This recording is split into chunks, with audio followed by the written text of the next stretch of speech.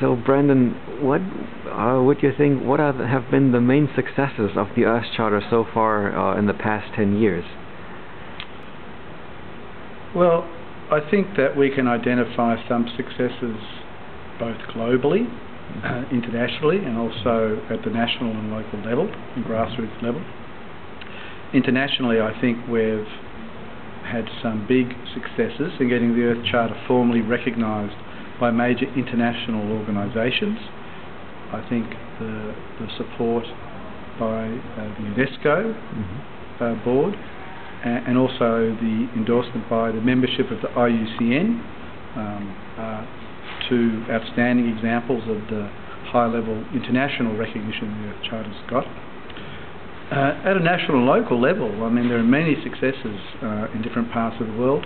At a governmental level, I think the work on integrating the Earth Charter into community and formal education in Mexico, in education for sustainability and sustainable development, I think that's been an outstanding success. We've also seen some remarkable take-up and use of the Earth Charter at a city level. The city of Sao Paulo, for example, has brought the Earth Charter into their very large school system, a city of some 20 million or so people. And of course we've got very interesting stories from Sri Lanka and other places where the Earth Charter seems to have really taken root at a local and village level. And what would you think are the fields where the Earth Charter could build more traction? Well, I think there's certainly scope for taking the Earth Charter into the world of business. I think there's growing recognition that a lack of ethics was one of the root causes of the global financial crisis, and that some of these major global institutions like the WTO and the World Bank really need to have a much stronger and more explicit ethical framework that they're operating from, and I think the Earth Charter could play a very important role in that area. And well, as next year will be Earth Charter Plus 10, what are your suggestions for that year? How would it be possible to build more support and scale up the initiative in 2010?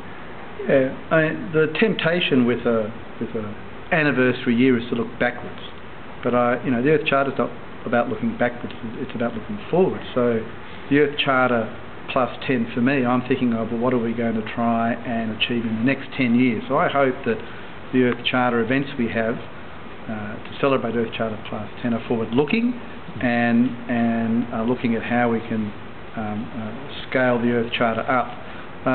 I think clearly we've got to think about how we can take more of a viral approach to spreading the Earth Charter.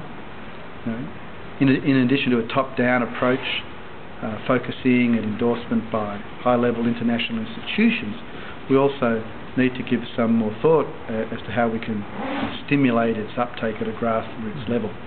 And I think obviously the internet and related tools can help with this.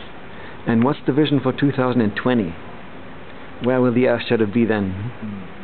I hope that by 2020 the Earth Charter has become universally known and is actively being used in all sectors as an ethical guide to a more just, sustainable and peaceful world, so that the Earth Charter has shifted from having potential to that potential actually being realised. Thank you. You're welcome.